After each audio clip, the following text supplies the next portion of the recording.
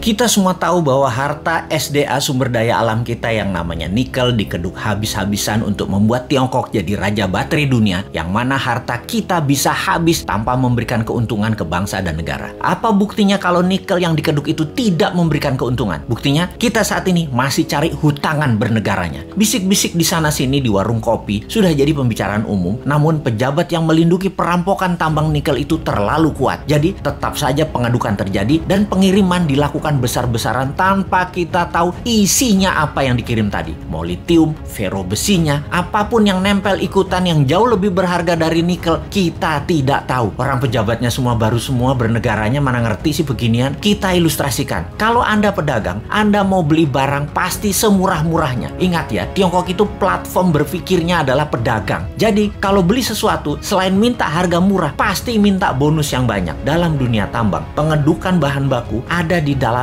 masih all in. Semuanya masih ada. Mulai dari barang berharga, katakanlah nikel, ada juga impuritiesnya atau barang yang tidak pure atau barang yang tidak murni atau barang yang tidak diperlukan seperti tanah dan lain sebagainya masih tercampur. Lalu dibersihkan, macam-macam cara pembersihannya. Ada di leaching, diproses, tujuannya untuk membuang barang yang tidak dibutuhkan. Katakanlah 75% terbuang, tinggallah 25%. Kalau dibawa 100% ke Tiongkok, yang 75% tadi adalah taiknya tambang yang nggak diperlukan. Taiknya mah tinggal di Indonesia aja. Makanya sekali lagi, taiknya dibuang di Indonesia aja. Kalau tadi dari 1 ton produksi tambang nikel ada 2% kandungannya. Setelah diproses tinggal 25%, nikelnya tetap 2%, tapi bukan dari 1 ton, dari 250 kilo. Nah, dalam 250 kilo ini ada fero juga, ada litium juga, ada macam-macam yang dibayar yang paling murah. Yang dibayar apanya? Nikelnya doang. Feronikel, nikel laterit, dan banyak lagi unsur logam dan mineral yang sudah disarikan tidak dibayar oleh Tiongkok. Kita asli bernegara nih bodoh memang. Dan penjajah perampok itu dikasih karpet merah lagi, dilindungi, dan tidak ada yang sadar. Kalau ada yang sadar, maka segerombolan buzzer pecinta cuan anti NKRI mulai memecah belah bangsa dan mencari sisi positif yang kecil dibesar-besarkan dari sisi bosnya, tapi mencari sisi buruk, pengkritisi tanpa solusi, dan diputer-puter beritanya agar rakyat tahu pengkritisi itu dosa. Apa yang terjadi kalau hal ini didiamkan dalam jangka pendek? Bukan dalam jangka panjang ya, pendek ya. Negara kita akan miskin, pejabatnya makin kaya, rakyat nambah lapar. Kita hanya mengingatkan arahnya nantinya. Sebagai contoh sejarah kebodohan penguasa atas kelolaan sumber daya alam, kita mau kasih ilustrasi. Ada 3 negara yang akan kita pakai jadi contoh kali ini, yaitu Nauru, Venezuela, Zimbabwe. Fosfat, oil business, berliannya Zimbabwe. Nauru di tahun 1980-an, negara dengan 7.000 populasi adalah negara yang sangat kaya, bahkan negara terkaya di dunia. Nauru adalah salah satu negara di selatan Pasifik. Nauru menghasilkan fosfat, bahan baku untuk pupuk. Saking kayanya, semua warganya digratiskan untuk melakukan apapun, sampai keluar negeri dibayarin pemerintah, diongkosi. Dan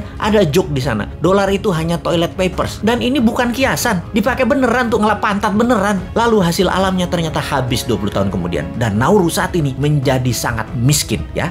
Itulah cerita sederhananya. Venezuela dimanja dengan 95% minyak dan gasnya yang diekspor, membuat negara ini menjadi negara petrodolar. Begitu harga minyak anjlok dan uang hasil ekspor tadi hanya buat foya-foya, bukan untuk membangun sektor lain, Venezuela hyperinflasi dan menjadi negara miskin sekarang. Saat ini ketika harga minyak naik, Venezuela sudah tidak bisa produksi lagi dan tidak ada negara mau beli minyak dari Venezuela. Jadilah Venezuela negara paria, negara setengah gagal. Terakhir, Zimbabwe, penghasil berlian. Begitu tambang berlian habis, pecah perang saudara, ambyar negara Zimbabwe yang tadinya makmur dan menjadi salah satu negara termakmur di Afrika. Kesamaan ketiganya adalah tidak bisa mengelola sumber daya alam dengan baik, dijual murah, dikeduk asing, dilindungi pejabat yang berkuasa pada saat itu. Semoga kita bukan jadi negara yang keempat. Uang pinter semua kok pejabatnya, gak mungkin lah ditipu Tiongkok. Emangnya kayak bos men, bodoh beneran.